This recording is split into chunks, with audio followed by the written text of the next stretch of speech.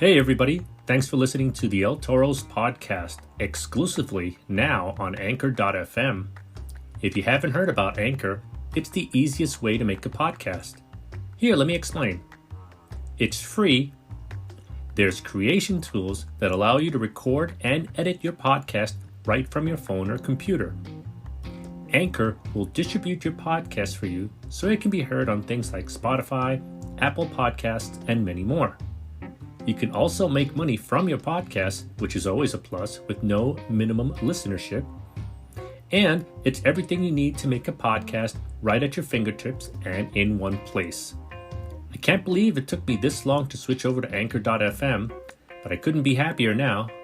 So, get yourself started and download the free Anchor app now, or go to Anchor.fm to get started. Welcome to episode 19 of the Capital Wrestling Podcast. I'm your host, Sean O'Brien. You can catch us here every Wednesday afternoon at soundcloud.com/LTorsPodcast. Follow us on Twitter at Capital Wrestling without the G. You can follow me on Twitter at Sean Neutron. You can also go to tinyurl.com/Capital Wrestling, and you can get the tickets for the next show on July 29th. They debut for Capital Wrestling in Hoboken, New Jersey from the Hopes Community Center on 301 Garden Street. Also go to brownpaperticket.com and search Next Stop Hoboken. Catch us every Monday at the GFQ Network. And then also the replays are later on that night, irwnetwork.com and pivotshare.com. This week we were going to advertise, Andrew Zarian was going to be a part of this show.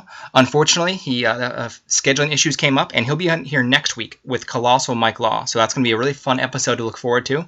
But this is going to be a really awesome episode as well because we have none other than Brutal Bob Evans with us today, man. How's it going, Bob? Hi, Sean. How are you, buddy? Oh, I'm doing great, man. What you been up to? Not much, my friend. Just sitting here on a rainy day in New England, getting ready for the big event coming up on July 29th. I know we're going to have a busy day that day. We have a lot to talk about, so we should get right into it. Definitely. The one thing I will touch on before we get to Capital is what did you think of Mike Bennett's recent debut, your protege? I'm thrilled. I'm excited. Mike, I think, is going to make a big impact on SmackDown. And, I was fortunate to be one of the people that, fortunate and unfortunate, because I knew of it a little while ago, but I had to keep my mouth shut. Mm-hmm. And, but it was, the plan early on was to debut on SmackDown, and they did. So WWE is living up to their word, and I'm sure, once Mike gets in the ring, I know he's already on the live events. Mm-hmm. Because he messaged me from a couple of different live events already. So, getting some ring time and getting used to the WWE ring, and then I'm sure he might. Who knows? Maybe he'll even debut tonight. Usually they make a little bit bigger deal of it, but you never know. Yeah. He might be in the ring tonight, and it's very exciting, and I'm real proud of him. He's worked his behind off. And, he's definitely someone to keep an eye on as far as the rest of 2017 in WWE. I think he's going to have a good long career there, and like I said, I'm thrilled for him. Yeah, I think it's really smart that they're actually, getting everyone anticipated to see him in the ring. So they've kind of teased him with his wife doing the segments, and now, once he gets in the ring, it's going to be really fun to watch. Mm-hmm. Yes, sir. But aside from that, man, we got Capital coming up, but what were your thoughts on the first show for Capital Wrestling overall? It was good to see a bunch of different people from all over the area, and some I had known, some I hadn't known. I'm really pleased that this New Jersey-based promotion has taken advantage of who I think is one of the most accomplished wrestlers on the whole Mid-Atlantic area, PQ Preston Quinn, the Pain Train. Mm-hmm. And I think that's, now thinking about that and then moving forward to what we have coming up on July 29th, that I think is going to be my favorite match to watch is two big hosses going at it. Oh, with DJ Hyde. Versus DJ Hyde. Mm-hmm. That's going to be an exciting one to watch for sure. Yeah, just their styles, and it's going to be like a no-frills matchup. I highly doubt there's going to be a feeling out process there. Yeah, well, you never know. I mean, you're talking about two big methodical guys. They both can go, but they're also been around, probably 20 years apiece. Mm-hmm. And it'll be good to see DJ again. I haven't seen him in several years. So, but yeah, that'll be exciting. I think that's one of the big matchups I'm looking forward to the most. But yeah, as far as the first show, like I said, I think there were some growing pains. The second event went a lot better, drew a lot more people, which is great. You always want to go up instead of going down. Mm-hmm. I think it's onward and upward, a new building. So, some new adventures with that and new opportunities. So, Hoboken, from what I understand, is a good wrestling town. So, we move on from Jersey City for now into Hoboken and see what we can do there. But the card looks excellent. So, should be something there for everyone, as I say. Yeah, and I think the biggest change between the first two shows was that everyone noted was the temperature. It was not cold in the last show. We probably wanted it to be cold in the next one, right? Yeah, because it's going to be pretty brutal heat up there. I'm not sure what the temperature is going to be like. I'll have to look at the weather forecast. Yeah, well, we have a couple weeks, so... Mm-hmm. But, I mean, prior to that show, you'll be hosting your Hang with Bob seminar from 3 o'clock to 5 o'clock that day. What are your thoughts on that, and what do you expect? Well, we're kind of using it as a seminar. It's on the shorter end because we have time constraints there. But we're going to kind of use it as me to present some practical advice for people to get more bookings, make more money, be more successful in professional wrestling, whatever your goals are. If you want to do it for a living, or you want to do it for a side hustle, or you want to just be a weekend warrior, mm-hmm. my principles apply to everyone. And then we're also going to use that as a bit of a tryout. Get on the radar of Capital Wrestling and see if you have something that they can bring to the team. So it'll be a bit of a seminar and a bit of an audition. So kind of like a mini version of the ROH seminars I coach at mm-hmm. time, where it's a tryout and a seminar. So for some people it'll be a tryout more than others, and for some people it'll be a seminar more than others, because if somebody's not ready, then we certainly don't want to not see them in their best light. So, but we're not here to judge strongly. If you're not ready, you're not ready, and that's fine. You can just teach us some stuff, and you can come back and show us what you've learned the next time, and hopefully be a part of the Capital Wrestling team in the future. Yeah, it sounds like it's going to be various styles of seminars that you've done before, and like you said, some people from all different levels will be able to take something away from it. Yes, absolutely, sure. And at a hell of a price too, for only $30. I mean, that's a lot of value from such as yourself, one of the best in the business. Well, thanks. Yeah, we try. I try to keep it as reasonable as we can. Obviously, everybody needs to get paid, and everybody needs to receive something for the service they give. But I think for all the value, I think you probably will get that $30 back in the next month if you do any of the principles I suggest. So mm-hmm. It's not going to be tough. No, not as tough as you are. you and Tim. So, but you guys, will be part of the tag team gauntlet #1 contendership. What are your thoughts on that? You'll be the Perfect Strangers, the Amazing Graysons, New York Wrecking Crew.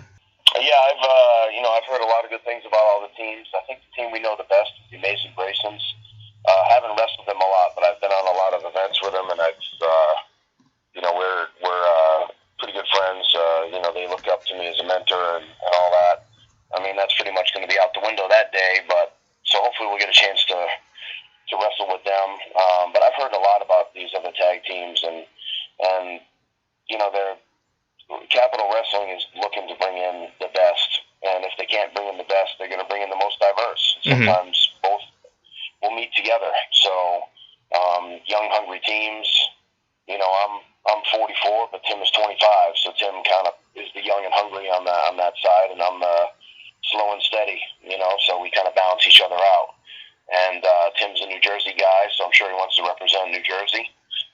He's from Edison, so he wants to. He likes the fact that it's a nice short drive, so we won't be beat up from the drive. We'll be nice and fresh. Mm-hmm. And we've had a bunch of matches. We've had matches in Ring of Honor. We've had matches at the Monster Factory. Very high level stuff, and we're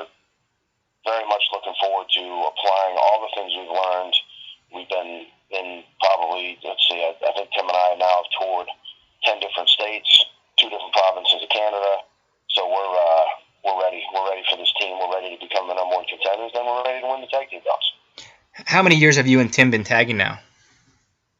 Let's see, probably a little over 2 years, but we really started melding as a team and becoming more of a machine over the last probably 9.5 months. Mm-hmm. So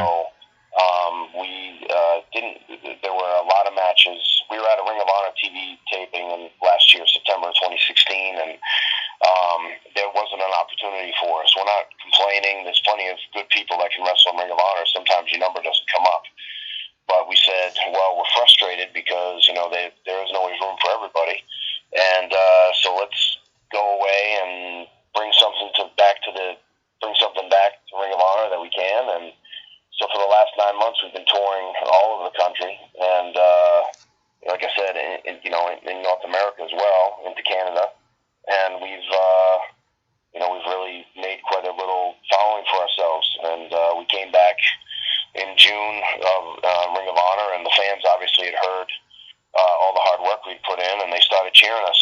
They had been booing us, and we didn't really make much of a showing of ourselves, but we actually were cheered and actually won the match in Ring of Honor. So I look at that as a stepping point. It was actually the same building we had been turned down in 9 months earlier, Lowell, Massachusetts, in the Lowell Memorial Auditorium. So it was kind of a nice little moment for us. So we're looking for more opportunities in Ring of Honor, and like I said, we're out there.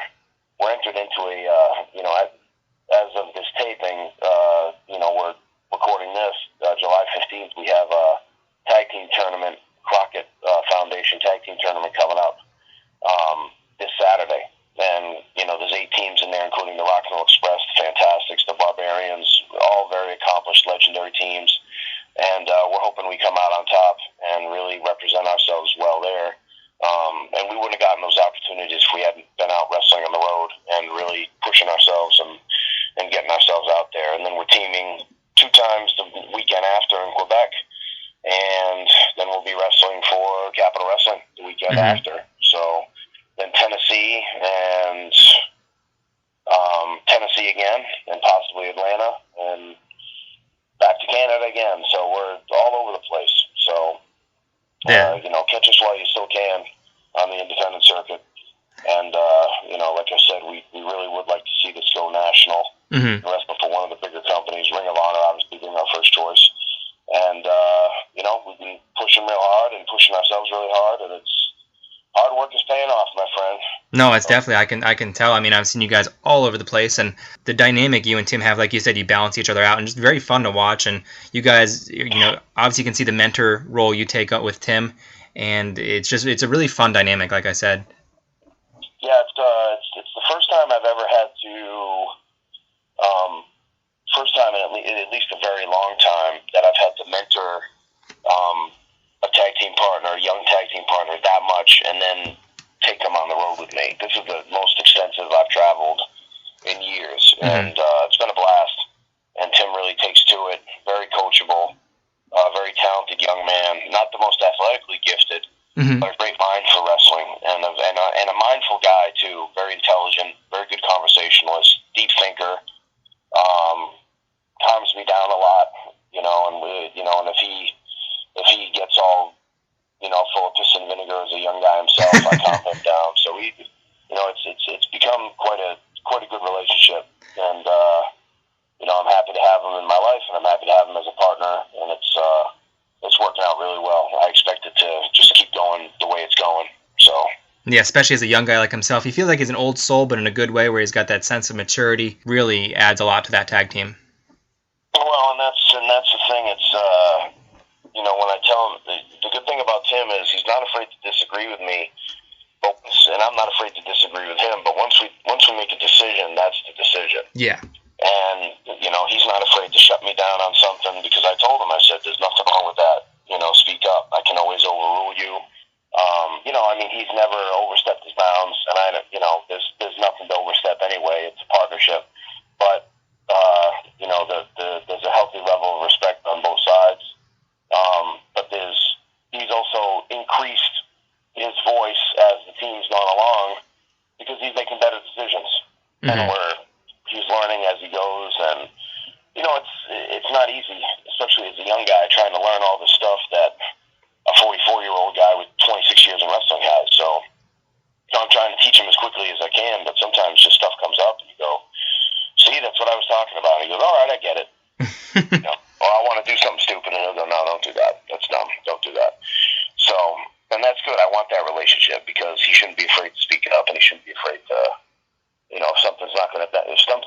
going to benefit the team or the wrestling company that we're wrestling for that night, then don't do it. Yeah. It's fine. We can always do it another day, or it's not going to work, or something we tried last night in front of one crowd might work great, and something in front of another crowd won't work at all. So. Yeah, you don't want to force something for the sake of it. Exactly. And we've all been guilty of that, and it's, we don't have to do it all the time. So. Now, what's the strategy going in, potentially winning the gauntlet and then having to have a second match that night? Well, the strategy is that we have to. I think most of these teams that I've seen, scouting the teams that I've seen that are in it, are very aggressive, and I think we take a defensive stance a lot of the times, and it puts us at a disadvantage. But it's also the best way to go, because it's almost like a rope-a-dope technique where we're letting these teams punch themselves out. So they may get some early offense, but then when we take over, we'll try to beat them down and wear them down, and that's all we can do. In the gauntlet, it's also important to try to get maybe a quick victory, just so you don't expend too much energy. And then that's really it. It's just winning the most matches and then trying not to blow yourself out for the match later on. Mm-hmm. And there's one thing that's always been said about Capital Wrestling, that over the last two shows, is that it's a melting pot of sorts with the roster. We mentioned DJ Hyde debuting, and all sorts of guys with different styles. You got Cannonball versus Kerman once again. But what are the additions of MJF, as well as you see Paul Jourdain, and also Bad Apple Matt McIntosh? Which addition intrigues you the most? Well, I like Jourdain.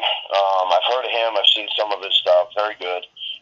McIntosh I met at a Ring of Honor camp, and I really liked him a lot. Gave him some advice to see if he could take it to the next level. We'll see what happens. Because Matt was trained a lot by Pat Buck. Mm-hmm. So and I trained Pat Buck for a couple of years while he was up here going to college in Providence, Rhode Island for Johnson and Wales. Mm-hmm. Same college that Maria Canellis goes to, and my wife. So small world. And yeah, really. And MJF is somebody that I'm a big fan of. Early 20s, all the talent in the world. One of the things I've talked to him about, because I've seen him, he's been to one of my camps, and also Ring of Honor camp, is just overly aggressive. There's not a lot of finesse to what he does. Mm-hmm. He's just forward and a lot of intensity. But at that age, that's how it is, So basically, got to learn how to focus that energy. As far as the most upside, I would say MJF has the most upside. But all three of those people you just met, all three of those young men, have all tremendously talented. And it wouldn't surprise me if one of the other guys really takes off and makes a name for himself too. So I think you're looking at three guys.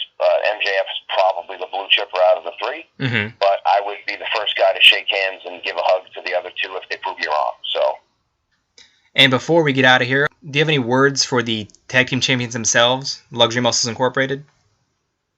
Well, they're the tag team champions for a reason, obviously. And, I do have some words for them.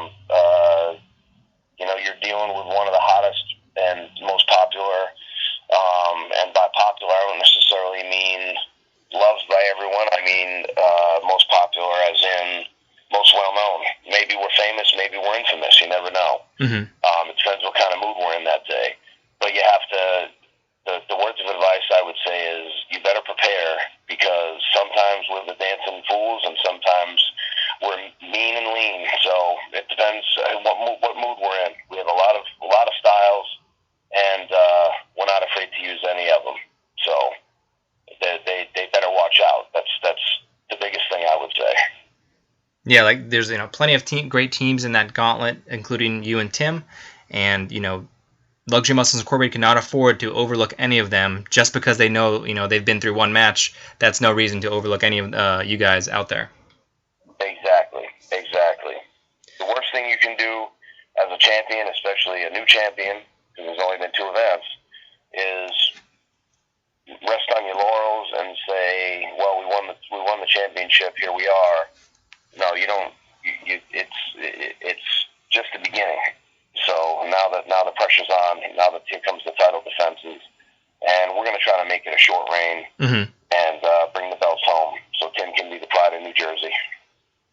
There we go. He definitely would be, and that'd just be another feather in your cap. And absolutely. We mentioned the seminars earlier, and the one taking place July 29th, 3 to 5 p.m. for $30. Hang with Bob. Any other things you'd like to mention? Any other dates? Or obviously, Tough Tim has his new shirt. Do you have any new merchandise, or where to find your merchandise?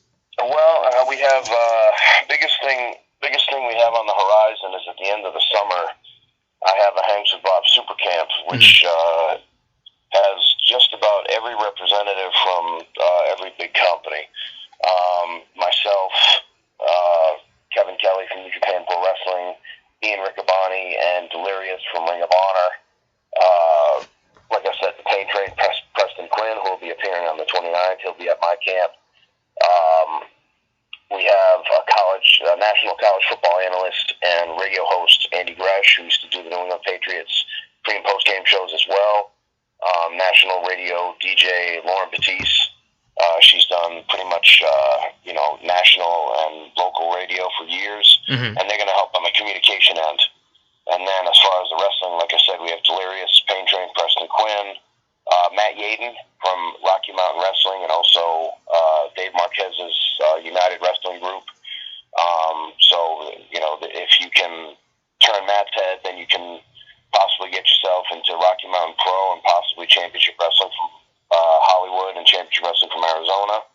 And then we also have NXT, one of NXT's best coaches and a good friend of mine, Terry Taylor, who had a very big impact on my career. He will be there as well.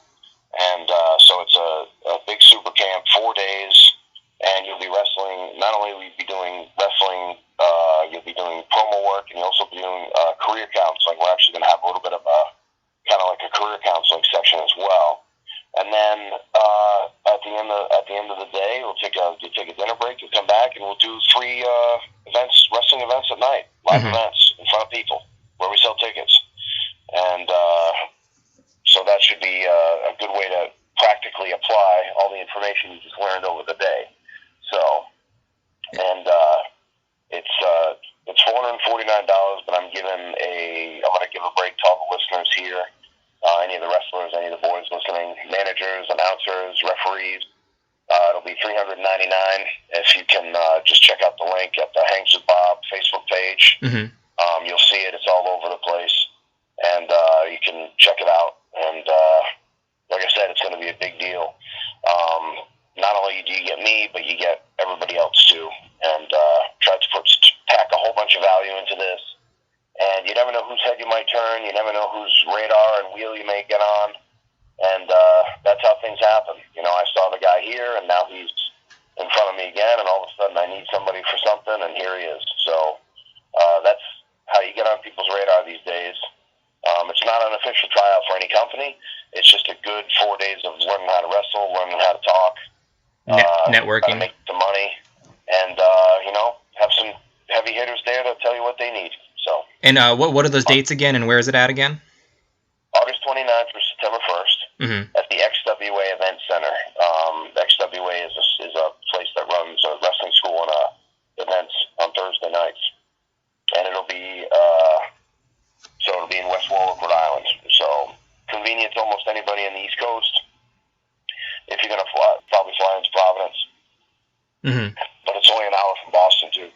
Oh, awesome. Fly into Boston as well. So, yep. And then the last thing I'll mention is you mentioned the United Network. Capital has deals with IRW Network, Pivot Share, and now United Network. How big is that United for them as a company? I'm excited about it. I think they're building up some nice momentum. They're taking people under their wing. They're gathering up a bunch of good independent companies around the country, and I think that's the best way to do it. So. I think it's going to be it hasn't really made a lot of noise yet, but I think it's going to be one of these sleeper things that just kind of pops up, and all of a sudden people go, oh my God, here it is. Where did this come from? So, I mean, there are a lot of intelligent people involved who know what they're doing, who've produced wrestling television before. So, it's going to be representative, from